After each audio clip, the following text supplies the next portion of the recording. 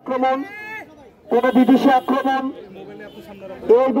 এই বিষয়টি সর্বপ্রথম যারা প্রতিরোধ করে তারা হচ্ছে এই বিডিআর।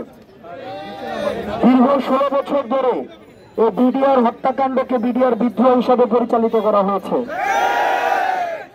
এবং আমরা দেখেছি গত 16 বছর এই বিডিআর হত্যাকাণ্ডের বিচারের জন্য কেউ রাস্তায় দাঁড়াইতে পারে নাই, কেউ কথা বলতে পারে নাই। তাদেরকে সামাজিকভাবে নির্যাতিত হতে হয়েছে। এমনও আমি দেখেছি অনেক বিডিআরের সন্তান তার বাচ্চাকে স্কুলে ভর্তি করতে পারে নাই, সামাজিকভাবে বঞ্চিত হয়েছে, নির্যাতিত হয়েছে, নিপীড়িত হয়েছে।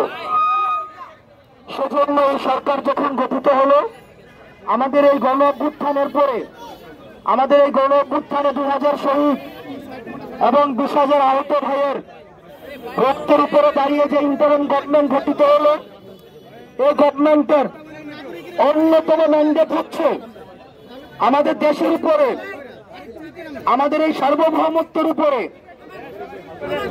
আমাদের এই সার্বভৌমত্বকে আপনারা দেখেছেন যে অতীতের সরকার এই সার্বভৌমত্ব বিনিময়ের প্রশ্নে তারা ক্ষমতায় টিকে থেকেছে, তারা এই সার্বভৌমত্ব বিক্রি করে দিয়ে তারা ক্ষমতায় থেকেছে।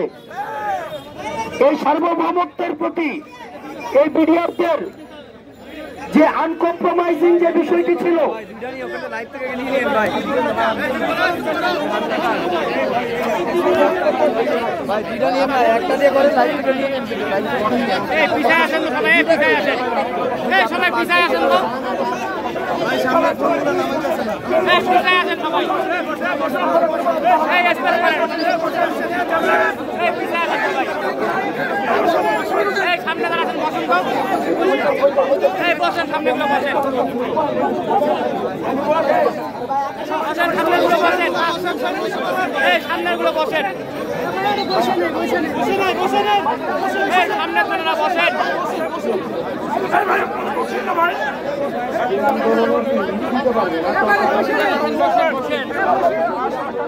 সামনের জন্য বসেন।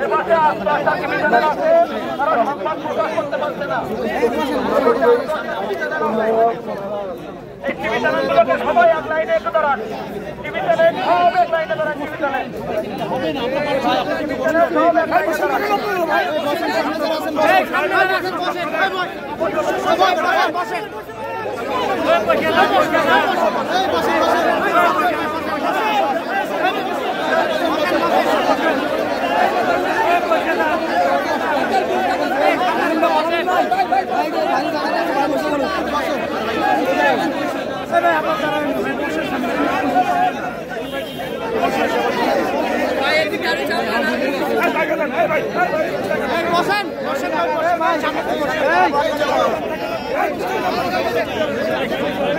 ভাই বসেন বসেন